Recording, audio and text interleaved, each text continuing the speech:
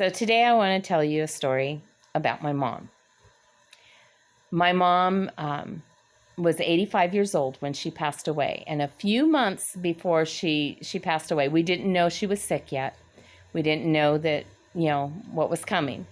But she had been sitting there looking at her birth certificate one day, and she was really looking at that birth certificate. I could see her sitting in her chair in the other room looking this over and looking again. And I thought, what in the world's going on? So pretty soon she gets up and she comes into the kitchen where I was working on some stuff. And she said, "Hey, this is my birth certificate." And I said, "Yeah?" And she said, "I've looked at my birth certificate a lot over the years. But, well, look at it." So I took her birth certificate and I looked at it. I go, what am I supposed to see, Mom? She says, "Do you see anything unusual, unexpected?" And I was like, I'm looking at her name. I'm looking at her parents' names. I'm looking at the address where she was born, which was her home. And, the time and the day. And I was like, no, this all looks right. And she said, "But look over here." She goes, "I've never really looked at everything on the birth certificate. I've just kind of looked at the things I expected to see, but this." And she points over to the box where it asks if it's a multiple birth or not. And the box for yes was checked. Then, next to that, asks for the number of the baby, if it was the first in the multiples, the second of the multiples, third, fourth, however many there are. And there was a 2. She goes, "Doesn't that mean that I was the second of twins?" And I kept looking at that thing like, how did we never see this? But I'm like, yeah, that's exactly, there were multiple babies, and you were number 2. And I am assuming it was twins. But how did we never see this? She goes, "I don't know. I'm 85 years old, and I just found out I was a twin." So we had quite a discussion after that. See, Grandma Hopkins was my mom's mom. And she went through a lot of different things in her life, some really hard things. But she wasn't one to really talk about the bad stuff. She talked about the good stuff, the interesting stuff, but not the hard stuff. Now, I know that she had 1 or 2 miscarriages, I can't remember now, after my mom was born. And before my aunt had been, or after my aunt was born, or before she was born, because my mom had a much younger sister. And so she was like 10 years younger than her. And Grandma never talked about those miscarriages. She grieved hard. And then she picked herself up and went back to life and never would talk about it.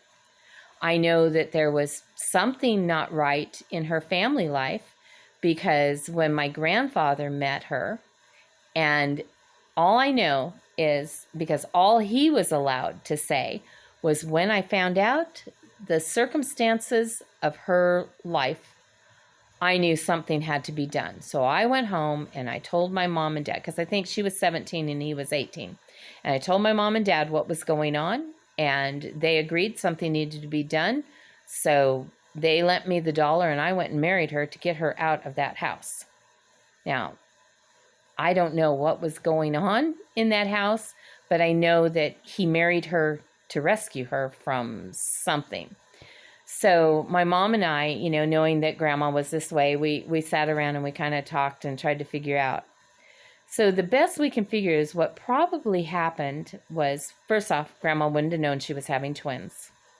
When she gave birth to the first baby, it was probably stillborn, or it didn't live very long. And I think about what heartache and sadness and sorrow she must have felt, the grieving. Here she was so excited about this child, and it didn't live. But see, following that child, there was oh, we've got another one. And then she gave birth to my mom, who did live. And the joy and the thrill and the love and everything that must have come flooding in her heart for the birth of the second one that lived. I can't even imagine what that must have been like going through it, especially because, nowadays we're pretty prepared for things. Most people know if they're having a boy or a girl, or if there's multiples or whatever. There's not a lot of surprises when the babies are born, because even health problems are detected before birth. But back in 1933, there wasn't a whole lot known. And I mean, my grandma didn't even have a doctor. She didn't go to the hospital. My mom was born at home with a midwife delivering her. And so I found that interesting. Now, my mom she was so excited to figure this out about herself. And she started saying, this makes so many things make so much more sense. I don't know, but to her it did. And she was trying to sort it out. But I was just, that thinking about what my grandma must have gone through. And that's kind of how it is in life for us, that there are often times when there is so much sorrow over something, and then the joy over something else, that life has a way of kind of balancing itself out at times. There's a loss, but then there's a gain. And there's a scripture, I think it's in the book of John, that says of how sorrow may last for the night, or no, the one about when a woman travails, she has sorrow because of pain, but then there's great joy for the birth of the child, and she doesn't remember the pain anymore. And that there's a lot of truth to that. I mean, I don't know, childbirth is so different now, but I remember when I was in labor with my first one and thinking, oh my word, you could die from this pain. I remember telling the doctor, oh, I've changed my mind. I think I'd like to stop now, go home, maybe get some rest, and we'll try again tomorrow. Like, the insanity of when you're pregnant, of thinking like that's actually an option. And he was like, yeah, that's not going to happen. So, but after my daughter was born, I was so excited and holding her and so excited about her that I couldn't even remember what that pain felt like until the next child came along, and I had some labor pains there. And then it's like, oh yeah, I remember this. But isn't that how it is in life? Not always, but there is a lot of things that happen in our life where there is sorrow, and there is sadness, and there is loss. But then something wonderful comes along. A little over a year ago, I'll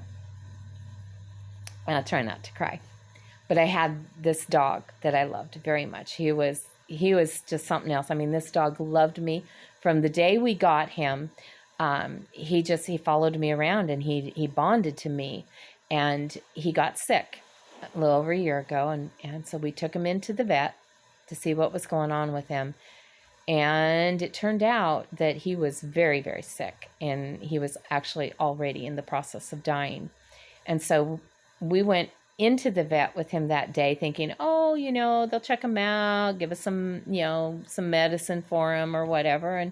And he'll probably need a few days, but he'll be fine. I mean, this was something that happened very suddenly. It was kidney failure is what it ended up being. But it was so sudden, and there was great sorrow because we ended up leaving the vet we had him with us, but he wasn't living anymore. We took him home to lay him to rest, and that's not what we thought we were going to be doing that day. And that was really hard. It's still really hard for me. I mean, this dog, I can't tell you, we had him for a lot of years. He was a rescue. He was precious. And so I've missed him. Well, here about a month ago, we ended up getting, we had another dog at the time, so we've had her all this time, and she's missed King David since he's been gone. And, she grieved the loss of him because they were bonded together too. Well, we ended up getting this other puppy here about a month ago through, it wasn't a planned thing. It was, somebody had him. And found out he was a little more than what they could handle. And we already had the breed and know the dog well, dealing with these dogs. And we knew, we can handle this. And when I saw the situation he was in, couldn't bear that. So we brought him home. And doggone it, if that dog isn't so much like the one we lost. And he follows me around, and he looks at me with those big old eyes, and he brings us so much joy. His name is Samson, but I call him Mr. Wiggles because he gets to wiggle so much that he actually like his back end gets going faster than the front end. And, if you've ever seen little dogs do that, it's so funny. He's not going to be little. He's going to be really humongous, I think, when he's full grown. But anyway, this is one of those things where there was so much sorrow in the loss of King, but so much joy now in the addition of Samson. He doesn't replace King, but it helps with that sorrow. So just a little interesting fact about my mom's life and a little thought. All right. You have a great day, and I'll talk to you later. Bye.